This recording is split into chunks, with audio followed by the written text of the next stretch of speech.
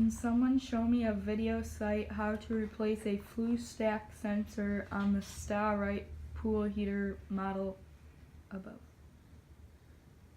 Okay, so he wants to know, or she wants to know, or whoever wants to know that how to replace a stacked Flue sensor on a Sta-Rite Max-E-Therm.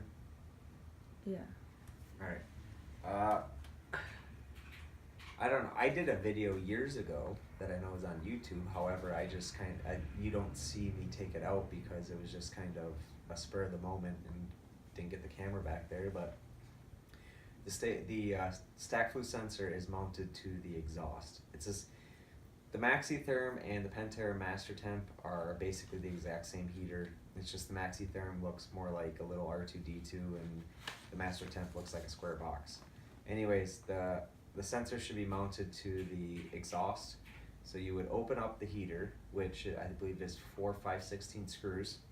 It just kind of bolts the two sections together. You pull that out, and there should be a 2-wire sensor mounted to the exhaust going out. You unclip the 2 wires, unscrew the sensor, and it should be just a little rod. And just replace that, and plug it back in, and you should be good. Not much to it.